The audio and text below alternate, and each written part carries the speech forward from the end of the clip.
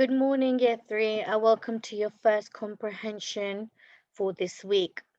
So, we are in week 4 of remote learning, and today is Monday, the 25th of January 2021.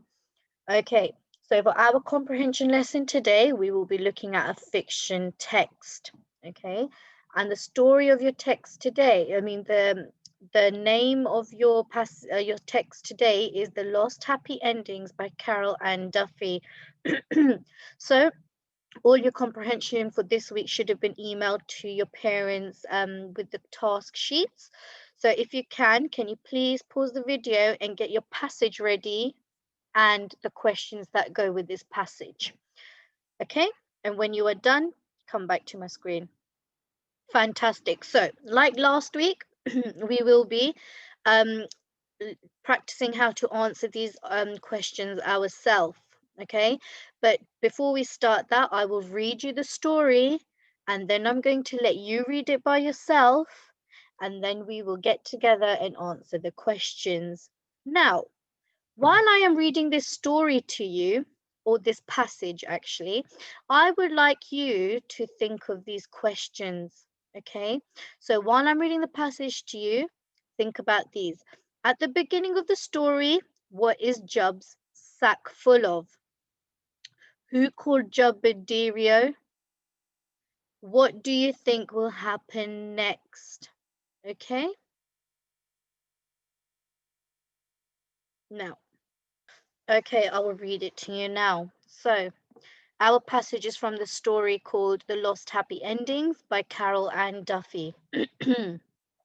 One evening, as Job set off with her full sack, she noticed scarfs of mist draped in the trees.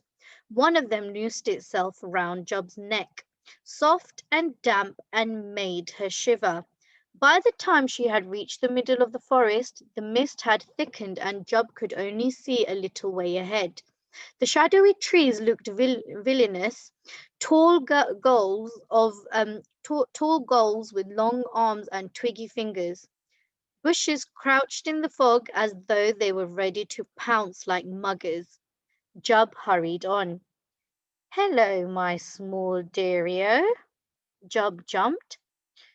A twisted old woman with a face like the bark of a tree and horrible claw hands was standing on the path in front of Job. She had fierce red eyes like poisonous berries. What's in the sack? Let me pass, please, said Job. What's in the sack? I said. The old woman had grabbed hold of Job's arm, her touch nipped like pepper. Let me alone, gasped Job. I must go on. Shut up, said the vicious old woman, and she spat green spittle in Job's face. Job was so shocked that she could step backwards and tripped over a tree root. Faster than fury, the old woman was on her and had snatched the sack of happy endings. Okay, so there was this word used, which isn't there was the S word used, which isn't a nice word. Okay, so we don't like saying that to people, but because this is a story, it's been written to show how the old lady is not a nice lady. Now, if you have noticed any words that didn't mean that you don't know the meaning of, like villainous, yeah, you look them up in the dictionary if you want to. So now, while you are reading this text to your adult or to yourself, can you please underline the words that you have not understood and look them up in a dictionary if you can? If you can't, then you can just leave a note on your tapestry with your work for me to get back to you. Okay, so if you pause the video and read it to yourself or your adult, off you go. Okay, fantastic. Now, I'm just going to tell you what villainous means, okay, because that is the word here that I feel like none of you have ever heard or seen, okay? Now, villainous means something of bad behavior, something of criminal behavior, something of wickedness, okay? Now, these are your questions for this lesson. So your questions are, what time of day did Job set out? Number 2, how did the mist change between the first and the second paragraphs? Number 3, when we first meet her, what information are we given about the old woman that warns us that she isn't going to be kindly right to things? Okay, her touch nipped like a pepper. What do you think the underlined words mean? And then you have an option where you pick one from four. Okay, then you have number 5, where it says, why doesn't Job want to tell the old woman what is in the sack? Then number 6, number these events to show the order in which they happened. Okay, you have 4 events, but we'll go over these. Now, what you must remember year 3 is when you answer these questions, you need to do whatever the question is telling you, whatever it's asking you to do. If you do more than what it's asking you to do and less than what it's asking you for you to do, you will not get the mark. And it's very important for you to get the mark. While we are doing these questions, we're actually learning our exam practice skills when it comes to a reading assessment, okay? A comprehension assessment. Okay, now let's start with question number 1. Okay, it says, what time of day did Job set out? Now, can you pause the screen and read the part of the passage where it talks about Job and what she was set out to do? And then can you try and find the answer? Okay, so when I read the first paragraph or even the first line, it says, one evening as Job set off with her full sack, she noticed scarfs of mist draped in the trees. So I think the time of day that Job set out was evening, and that is because it's literally just says it there. I'm going to copy that to crack it. Let me check if that's correct. So I'm going to write Job set Job set out one evening. Let's see if that is correct. Fantastic. So it is the evening. So we have 1 mark for that. Okay. Now let's go to question number 2. Question number 2 says, how did the mist change between the first and the second paragraphs? Now, what I would like you to do is read the first paragraph and the second paragraph and think about how it changed, how the mist changed. Okay, pause the screen now, read it, and think about your answer, or even write your answer down on your sheet. Okay, so the way we can find the answer is by reading paragraph 1 and then reading paragraph 2 and reading what happened to the mist. Okay, so it says, one evening as Job set off with her full sack, she noticed scarfs of mist draped in the trees. One of them noosed itself round Job's neck, soft and damp, and made her shiver. By the time she had reached the middle of the forest, the mist had thickened. Okay, so that's talking about the mist and telling me what's happened to it. Yeah, so I'm going to highlight mist has thickened. Then it says, and Job could only see a little way ahead. The shadowy trees, now that's talking about trees and not the mist, okay? This is where they spoke about the mist. I'm going to check my answer now. So, I've said the mist had thickened. The mist had changed by being thickened. Okay, now let's check it. So it says the mist is much thicker by the second paragraph, or in the first paragraph it's a bit misty, but the second paragraph the mist has thickened. Okay, so the answer is that it has thickened. Now let's go to question number 3. So question number 3 says, and it's worth 2 marks. So this is worth 2 marks, and the reason it's worth 2 marks is because it's telling you to write down 2 things. Okay, now your question says, when we first meet her, what information are we given about the old woman that about the old woman that warns us that she isn't going to be kindly? Write 2 things. So what I would like you to do is pause the video, um, uh, and read where it talks about the woman and what things are we told about her that tells us that she isn't kind. Okay, 2 things. Pause the video and work out your answer. Okay, fantastic. So if we go to the part of the text where it talks about the woman, it says, Job jumped, a twisted old woman with the face like a bark of a tree. So that's already giving us an image that she doesn't look nice.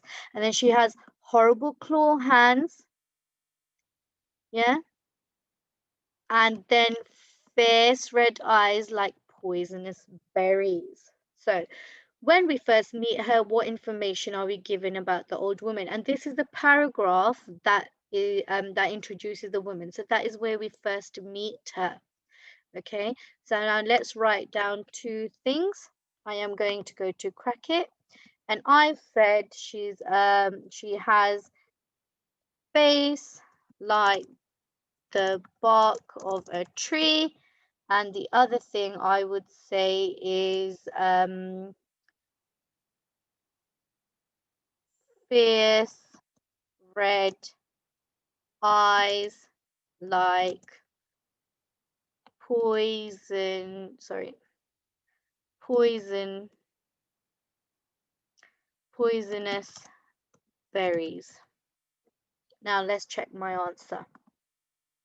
Okay, so this is telling me that if you chose a twisted old woman, face like the bark of a tree, horrible claw hands, or fierce red eyes like poisonous berries, if you've got 2 of those, then you get 2 marks. If you've written anything that is not any of these, then you do not get a mark. You need 2 of these answers.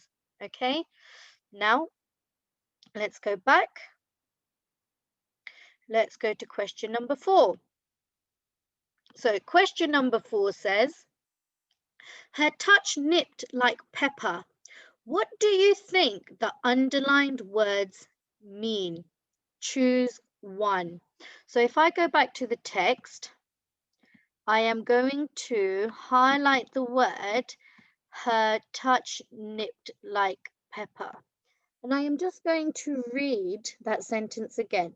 The old woman had grabbed hold of Job's arm. Her touch nipped like pepper. Now, you only choose one. It says choose one. It's worth 1 mark, and you only choose one of these 4 statements. So, what do you think those words mean? Do they mean the old woman dug her nails into Job's arm? Do you think those words mean that the old woman sprinkled pepper onto Job's arm to hurt her? Or do you think they mean Job felt the old woman pinching her? Or could the words mean Job's arm stung her? Uh, Job's arm stung where the old woman touched her. I would like you to pause the screen and work out what you think the answer is. Okay. I think the answer is this one. Job's arm stung where the woman had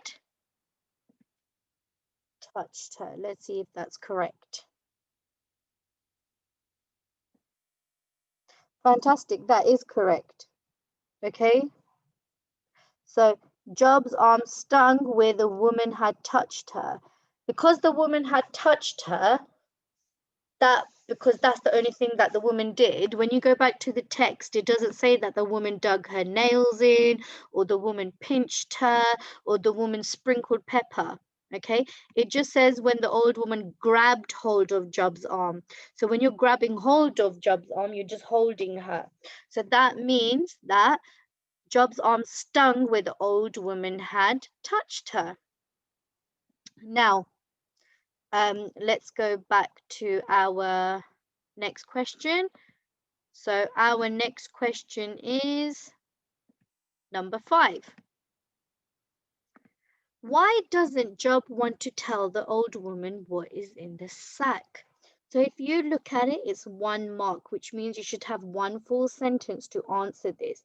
If I scroll down and I read the bit where she says, when she's talking about the sack, it says, "What's in the sack?" "Let me pass, please," said Job. "What's in the sack?" I said.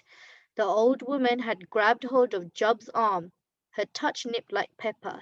"Let me alone," gasped Job. "I must go on." "Shut up," said the vicious old woman, and she spat green spittle on Job's face. Now, why do you think Job doesn't want to tell the woman what's in the sack? Have a good think about it. Pause the screen and write down your answer now. Okay, so now the answer to this is something that you think, and why do you think that Job doesn't want her to want to tell her what is in the sack? So I'm going to write down here, Job thinks that the old woman might take away what's in the sack. Okay, let me check it. Remember, it's only 1 sentence, so it's only 1 opinion, okay? No more than that, and you need to tell me why, okay? So the possible answers for this question could be, if you have written she is frightened that the old woman might snatch them away, or she does not like the old woman, or it is none of the old woman's business, or she knows how important the happy endings are and she does not want any harm to come to them, then your answer is correct. I have written Job thinks that the old woman might take away what's in the sack. And that is correct because that matches what's written here. She is frightened that the old woman might snatch them away. So that means the same thing, that the old woman might take away what's in the bag. Okay, now let's go back to the questions. And now let's go to the last question, which is question 6. So question 6 says, number these events to show the order in which they happened. Okay, so you've got the old woman grabbed the sack, the old woman grabbed Job's arm, Job tripped over a tree root, the old woman spat green spittle at Job. What I would like you to do is reread the text again, okay, and try and think about what the answer is. I'm going to slowly just scroll the text down so you are able to see the whole story, and then just pause it when you need to. Okay, so I want you to pause the screen, then I want you to answer the question.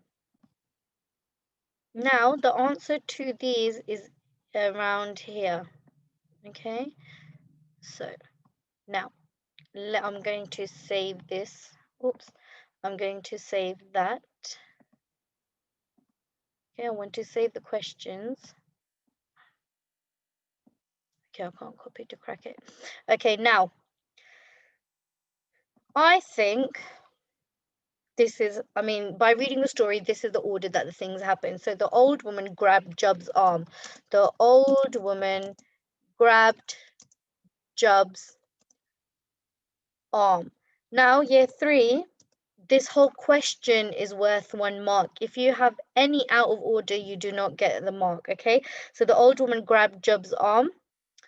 Then it says the old woman grabbed the sack. The old woman grabbed Job's arm. Job tripped over a tree. Then the old woman spat green spittle at Job. Then after that, Job tripped. So Job tripped over a tree root. And then the old woman grabbed the sack. The old woman grabbed the sack. Now let's check if that's correct. Fantastic. So they're saying that the correct answers are in this order. The old woman grabbed Job's arm. The old woman spat green spittle at Job. Oh, sorry, that should say Job by written up. Job tripped over the tree root. The old woman grabbed the sack. So when I go back, that is what happened, because the first thing that the woman did, the first thing that the old lady did was just going to, okay, the first thing that the old lady did was she said, pass me the sack, and she didn't, so she touched her, and then she spat at her, and then Job tripped, and then she grabbed the sack. Okay, fantastic. Now, year three, your practice text is called Clarice Bean. Sorry, not Clarice Bean. Yeah, it's called Clarice Bean Utterly Me by Lauren Child. Okay, that is what your independent task is. You must read the text yourself, which has been sent to you, and then you must answer the questions. Okay, now what I'm going to do is, when I've got the answers before next week, I will send them out to you so then you can check them against when I've got your answers this week, I will post them on the Teams chat, and then you can have a look at them to see if they are correct. Okay, I am just going to read the story to you. So it says, Clarice Being Utterly Me by Lauren Child. I have to hop downstairs because I have only one slipper. Our dog, Cement, buried the other one in the garden and we can't find it. It will probably be discovered in 100 years from now by archaeological diggers who will say it is fascinating and give it to a museum. When I get downstairs, the whole kitchen is full of bad mood. Marcy won't talk to Mum, and Kurt won't talk to Marcy. Grandad isn't talking to anyone because he hasn't plugged himself into his hearing aid. Minnow is talking to me, but I wish he wouldn't. Minnow is a niggling nut, and I have to have him sleeping in my room. Sometimes when I want to keep him out, I pile lots of gubbins against the door. He is 5. Who would want to share a room with a 5-year-old brother? I don't even need a 5-year-old brother. I already have one who is a teenager called Kurt, and that is enough. That is enough brothers for anyone. Minil is going. What time did the spider go to the dentist? I don't bother to listen to the answer because it won't be funny. I am trying to read the back of the cereal packet because there is a good offer on rubber pencil tops. Minnow is going. Spider clock. Do you get it? Do you get it? Spider clock. I say no.